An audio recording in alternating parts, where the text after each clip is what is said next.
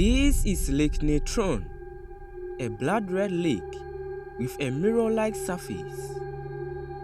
Any life that falls into the lake burns and dies, turning into eerie statue-like mummies. The water's temperature, 60 degrees Celsius, that's 140 degrees Fahrenheit. The water is so salty, so alkaline, it creates one of the harshest places on earth. And yet, life exists here. But how can a lake that burns creatures to death be home to life? And why is the water blood red? To find out, I dug into weeks of research, and what I discovered tells a much bigger story, one almost nobody talks about. Stay with me and subscribe to the channel, because this lake might change how you see life itself. Northern Tanzania, near the Kenyan border, a land of open plains, volcanoes and wild animals. And in the middle of it sits Lake Natron. When you first see it, your mind can't process what you are looking at. It's like someone painted a normal lake with blood. The water is so red, it looks fake, like something from a movie set. But it's real.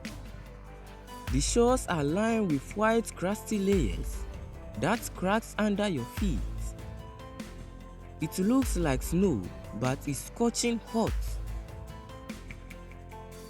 And scattered around this nightmare lake are things that give you chills. Animals frozen in place, birds with wings stretched wide, caught mid-flight. Small creatures locked in their final moments. They look like statues, but they were alive once. So what turns living animals into stone? The answer is in the water itself, and is more terrifying than you might imagine. Lake Natron isn't hot or salty. It's basically liquid poison. Its pH level between 10 and 12. That's about the same as household bleach. The water temperature up to 60 degrees Celsius, that's 140 Fahrenheit. Hot enough to cook flesh in minutes. When birds or animals fall in, the alkaline water burns them. The heat cooks them, and the salt dries their bodies. Instead of rotting, they are preserved. Minerals coat their skin and feathers, turning them into stone-like figures. Most victims are birds. They see the lake's reflection surface from above, mistake it for open sky and dive straight into death. Photographers have found thousands of these stone creatures around Lake Natron. Each one is a frozen warning. This lake forgives no mistake. Here is where things get mind-blowing. Despite its deadly nature, Lake Natron isn't empty. Some creatures not only survive here, they thrive. The most famous survivors, flamingos. Every year, tens of thousands come to Lake Natron to breed. How do they survive, where others die instantly? Over millions of years, flamingos have adapted to use the lake's danger as protection. Their legs and feet toughen skin like natural armor, so they can walk through the shallows safely. They feed on the algae and tiny organisms living in the toxic water, the same organisms that give them their pink color. And they build nests on tiny salt islands in the middle of the lake. Predators can't reach them. The deadly water acts like a moat. guarding their babies. The flamingos have turned this lake of death into the safest nursery in the world. Why is Lake Natron blood red? Tiny organisms called halophils live in the salty water. They produce red and pink pigments as they grow. The saltier the water gets, the more they thrive and the redder the lake becomes. Sometimes it's bright red, other times pink, orange, even purple, changing with the weather, the season, and the time of day. From above, the surface is so smooth, so reflective. It looks like a giant red jewel in the African wilderness.